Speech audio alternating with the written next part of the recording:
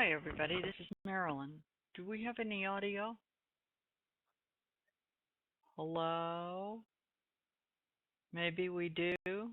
Okay, good. Thanks. Okay. Okay. Hi, everybody. This is Marilyn, and it's about 2:30 in the afternoon on Monday, the 21st of December. Welcome to my world. Um, we sat through an enormous amount of thick paint drying on crude oil, and and I think at noon we had this little tiny uh, box here, the range box. But then look at this one. The next hour, it didn't even form a new candle for a whole hour. I mean, that's like dead, doing nothing. But if you notice, it came to life here about 1:30. I'm sorry, it's over here about 2 o'clock. And 2 o'clock, it came right through this swing level. There's a magnet here at 3580 also. But if you took that, say at the red ice,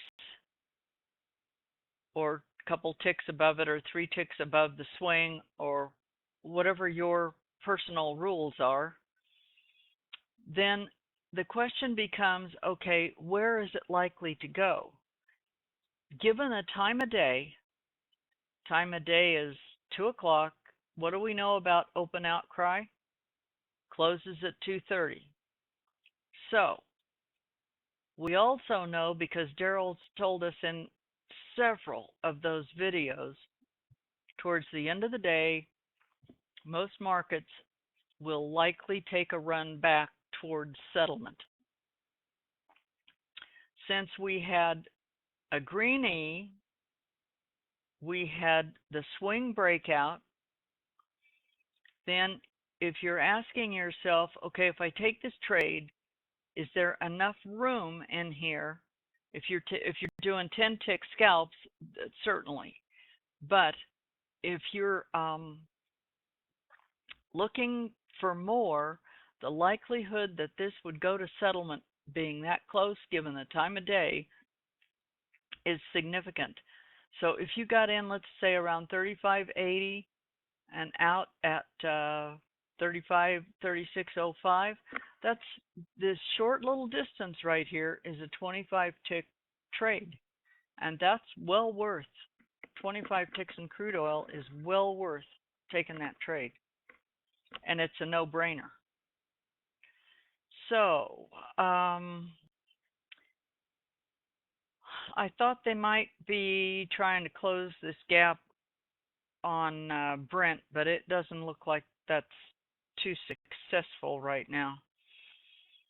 The VIX is staying right about where it has been. It's not varying too much. Right now it's trading 1947.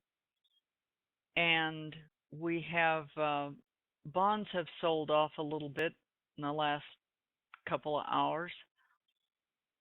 Everything else looks like it's just in a kind of a tight range. There have been some really nice C's trades, the Lori C's trades, I call them the candy trades, off of those C's charts on these indices. So you just kind of have to find, this all works. You just kind of have to find what works for you. Tomorrow morning, we're going to have some news at 8:30. It's not a really big deal, but the final GDP quarter over quarter will be at 8:30. So you might want to be aware of that if you're thinking about jumping into a trade at 8:30. At 9, there's a little bit of news, doesn't matter too much. Existing home sales and Richmond Manufacturing Index, which is kind of a ho-hum. those will be out at 10.